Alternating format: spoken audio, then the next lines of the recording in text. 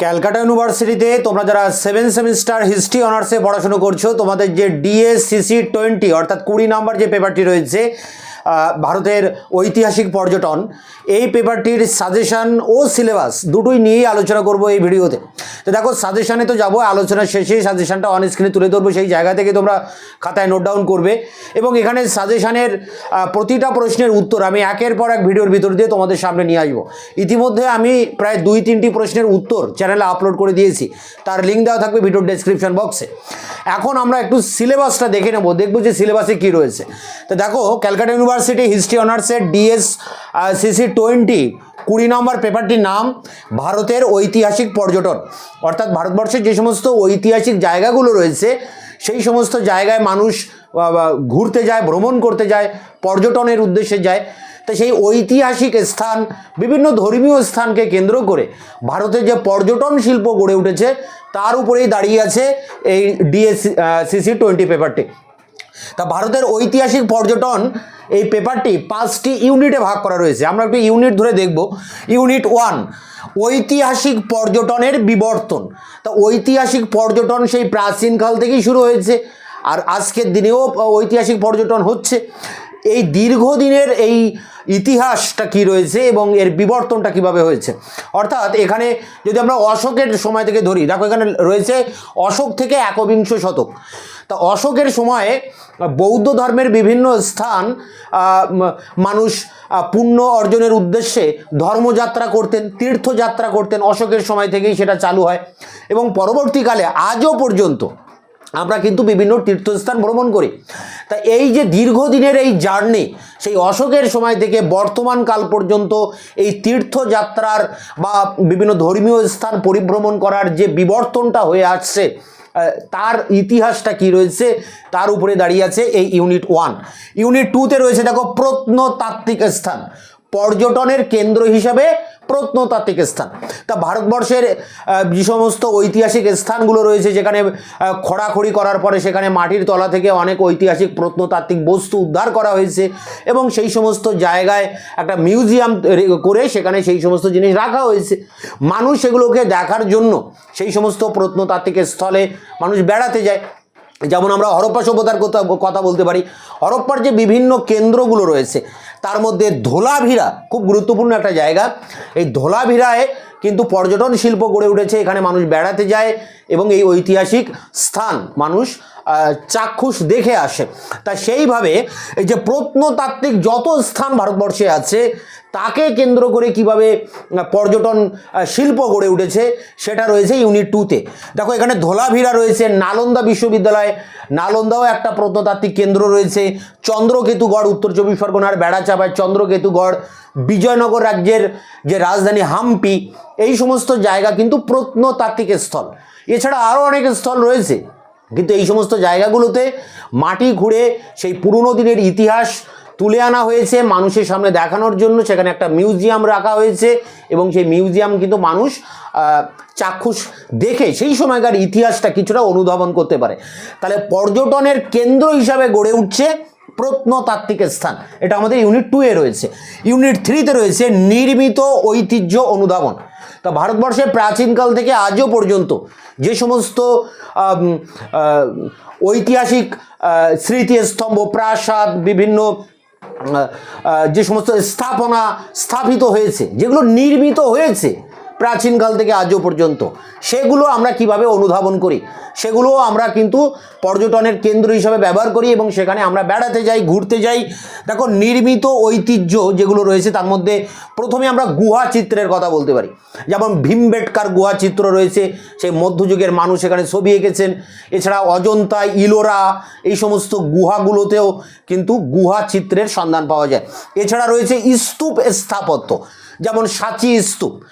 অশোক 84,000 স্তূপ নির্মাণ করেন, তার মধ্যে সাঁচি স্তূপ কিন্তু প্রধান স্তূপ। তাই সেই সাঁচি স্তূপও একটি পর্যটন কেন্দ্র হিসাবে গড়ে উঠেছে।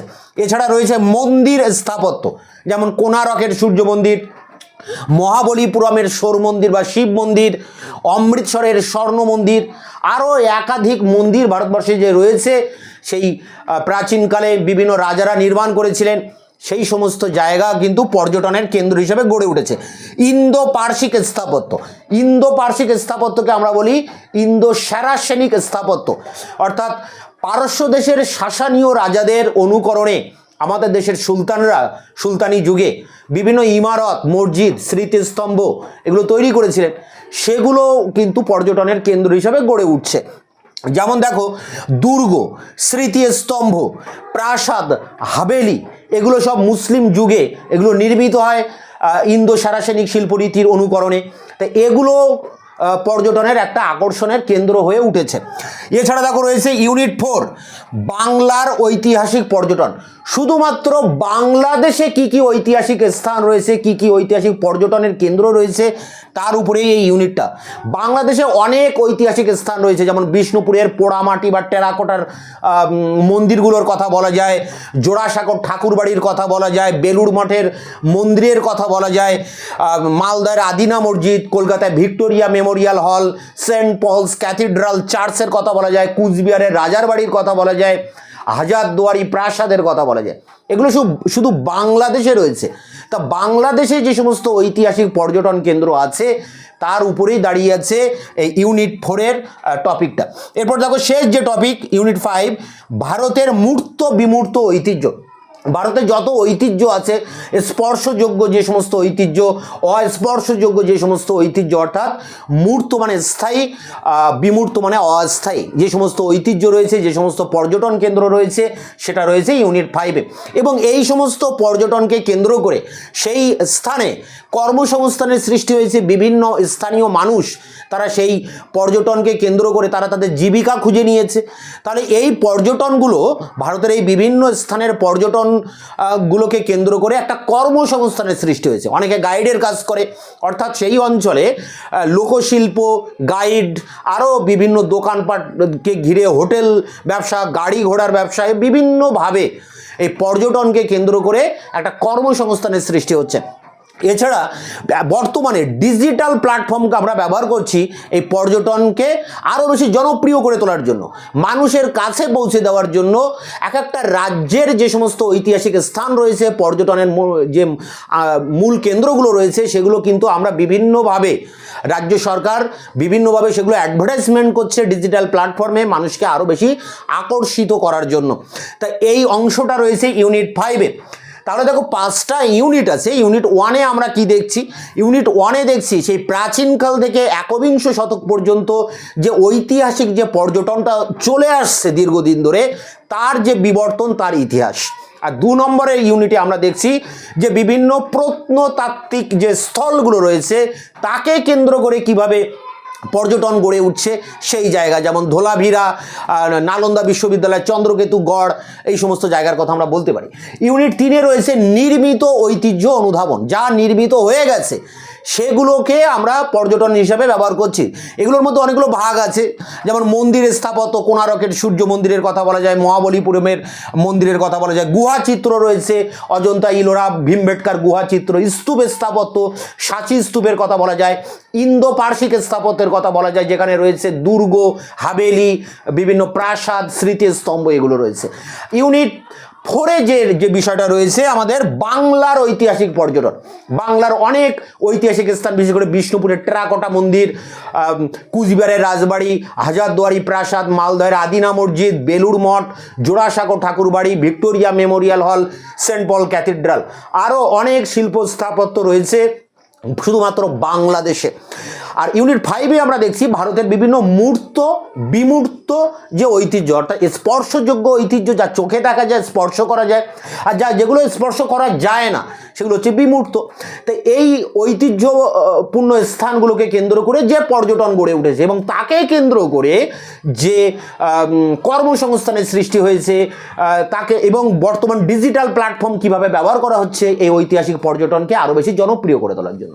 এই 5টি unit, unit 1, unit 2, unit 3, unit 4। Unit 1-এ ঐতিহাসিক পর্যটনের বিবর্তন, ইউনিট 2-এ প্রত্নতাত্ত্বিক স্থান, ইউনিট 3-তে নির্মিত ঐতিহ্যের অনুধাবন, যার মধ্যে আবার 5টি ভাগ আছে: গুহা চিত্র, স্তূপ স্থাপত্য, মন্দির স্থাপত্য, ইন্দো পার্সিক স্থাপত্য।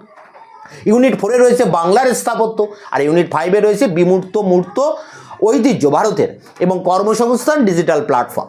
তো এই 5টি ইউনিট যেহেতু তোমাদের একেবারে নতুন পড়তে হচ্ছে, এই জন্য সিলেবাসের যে কোনো জায়গা থেকে প্রশ্ন আসতে পারে, সাজেশনটা অনেক বড় হবে এবং এখানে প্রতিটা টপিকই প্রশ্ন। অশোক থেকে একবিংশ শতকে ঐতিহাসিক স্থান যে পর্যটনের বিবর্তন, এটা একটা প্রশ্ন, ধোলাভিরা একটা প্রশ্ন, নালন্দা, চন্দ্রকেতু, হাম্পি, প্রতিটা আলাদা আলাদা কিন্তু 20 নম্বরের প্রশ্ন হতে পারে। আবার গুহা চিত্রের ক্ষেত্রে বড় প্রশ্ন হতে পারে, স্তূপ স্থাপত্যের ক্ষেত্রে বড় প্রশ্ন হতে পারে, কোণারকের মহাবলীপুরমের মন্দির 20 নম্বরের প্রশ্ন হতে পারে, ইন্দো পার্শ্বিক শিল্প যে বৈশিষ্ট্য সেটা বড় প্রশ্ন হতে পারে, বাংলার যে ঐতিহাসিক পর্যটনগুলো রয়েছে, এতগুলো জায়গা, যে কোনো একটা জায়গা দিয়ে কিন্তু 20 নম্বরের প্রশ্ন আসতে পারে। তা এর উপরে যে সাজেশন, আমি এবার সেই সাজেশনটা অন স্ক্রিনে তুলে ধরছি। এখানে বলে রাখি, সাজেশনের প্রতিটা প্রশ্নের উত্তর আমি একের পর এক তোমাদের সামনে নিয়ে আসবো। তোমাদের যে ডিএসসিসি 16, 17 এবং 18 এই যে 3টি পেপার আছে, সেই 3টি পেপারের কিন্তু সাজেশন এবং তার অ্যান্সার সবই চ্যানেলে আপলোড করা হয়ে গিয়েছে।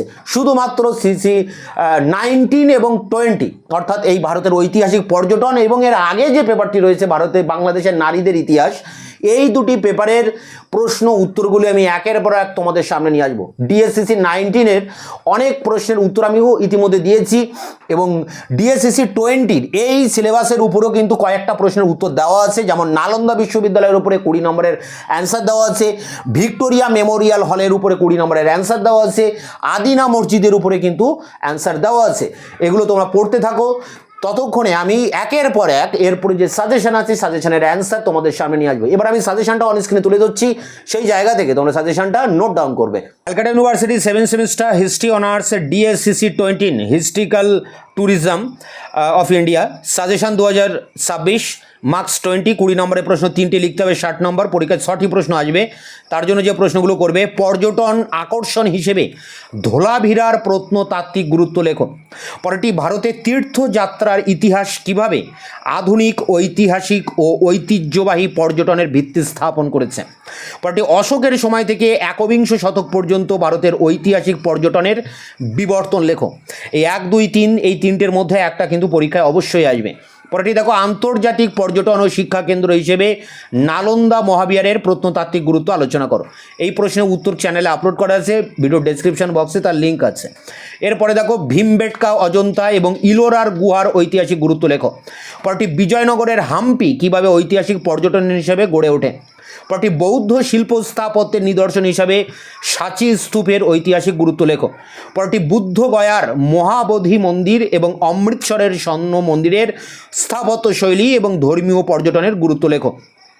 পরেরটি দেখো, উড়িষ্যার কোণারক সূর্য মন্দির এবং মহাবলীপুরমের সৌর মন্দিরের স্থাপত্যের পর্যটনগত আকর্ষণ আলোচনা করো।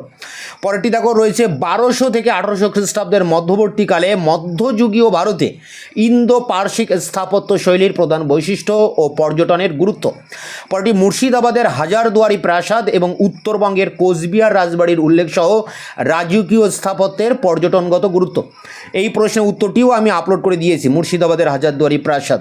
পরেরটি, বাঁকুড়ার বিষ্ণুপুরের পোড়ামাটির টেরাকোটা মন্দিরগুলির স্থাপত্য শৈলী এবং বাংলার ঐতিহাসিক পর্যটনের অবদান। পরেরটি দেখো, কলকাতার ঐতিহাসিক পর্যটন মানচিত্রে ভিক্টোরিয়া মেমোরিয়াল এর উত্তর আমি চ্যানেলে আপলোড করে দিয়েছি। জোড়াসাঁকো ঠাকুরবাড়ি এবং সেন্ট পলস ক্যাথিড্রাল চার্চের ভূমিকা লেখো। ঐতিহ্যবাহী ইকো ট্যুরিজম কেন্দ্র হিসেবে পশ্চিমবঙ্গের দার্জিলিং এবং সুন্দরবন জাতীয় উদ্যানের পর্যটনগত গুরুত্ব লেখো। পরেরটি, বাংলার চন্দ্রকেতুগড় এবং মালদহের আদিনা মসজিদের ঐতিহাসিক ও স্থাপত্য গুরুত্ব লেখো। পরেরটি, ভারতীয় মূর্ত এবং বিমূর্ত ঐতিহ্য প্রচারের ক্ষেত্রে ডিজিটাল প্ল্যাটফর্মের ব্যবহার এবং এর মাধ্যমে কর্মসংস্থান সৃষ্টির সম্ভাবনা নিয়ে আলোচনা করো। পরেরটি, পরিবেশ রক্ষা এবং টেকসই পর্যটনের ক্ষেত্রে ঐতিহাসিক পর্যটনের ভূমিকা এবং আধুনিক বিশ্বায়নের যুগে এর প্রয়োজনীয়তা লেখো। শেষ প্রশ্ন, ভারতের ঐতিহ্যবাহী পর্যটন কেন্দ্রগুলির জ্ঞান বৃদ্ধি এবং প্রচার কাজে প্রযুক্তির ব্যবহার বা প্রয়োগ নিয়ে আলোচনা করো। এখানে 18টি প্রশ্ন রয়েছে, এর মধ্যে তোমরা বেশিরভাগ প্রশ্নগুলো করার চেষ্টা করবে। এই পেপারটি যেহেতু নতুন তোমরা এই পেপার ফেস করছো, তাই এখান থেকে অনেকগুলো প্রশ্ন তোমাদের পড়তে হবে, কারণ যে কোনো প্রশ্ন পরীক্ষায় আসতে পারে সিলেবাস ওয়াইজ। এখানে যে সমস্ত প্রশ্নগুলো রয়েছে আমি একের পর এক এই সমস্ত প্রশ্নের উত্তর তোমাদের সামনে নিয়ে আসবো। ইতিমধ্যে আমি মূর্ত বিমূর্ত যে পর্যটন এই প্রশ্নটি হাজারদুয়ারি রাজপ্রাসাদ, ভিক্টোরিয়া মেমোরিয়াল হল, তাজমহল, এই সমস্ত প্রশ্নের উত্তর এবং নালন্দা মহাবিহার, এই সমস্ত প্রশ্নের 20 নম্বরের অ্যান্সার ইতিমধ্যে চ্যানেলে আপলোড করে দিয়েছি। তোমরা এই ভিডিও ডেসক্রিপশন বক্সে তার লিঙ্ক পেয়ে যাবে। মার্কস 5 নম্বরের টিকা প্রশ্ন লিখতে হবে, 3টি 15 নম্বর, পরীক্ষায় 6টি প্রশ্ন আসবে। তার জন্য যে প্রশ্নগুলো করবে, হেরিটেজ সার্কিট কাকে বলে, চন্দ্রকেতুগড়ের ঐতিহাসিক গুরুত্ব, বেলুড় মঠের স্থাপত্য শৈলী, ইন্দো পার্সিক স্থাপত্যের উপাদান হিসাবে হাভেলি স্থাপত্য, ঐতিহ্যবাহী ইকো ট্যুরিজম অঞ্চলে পরিবেশ রক্ষার প্রয়োজনীয়তা, স্থূল বা মূর্ত ঐতিহ্য এবং ব্যবহারিক বা বিমূর্ত ঐতিহ্যের পার্থক্য, টেকসই পর্যটন কাকে বলে, এর বৈশিষ্ট্য। তো এই সমস্ত প্রশ্নগুলো তোমরা একের পর এক তোমাদের সামনে আমি নিয়ে আসছি অ্যান্সার সহ। তোমরা অবশ্যই চ্যানেলে চোখ রাখবে এবং বন্ধুদের কাছে চ্যানেলটা শেয়ার করবে। দেখা হচ্ছে অন্য ভিডিওতে।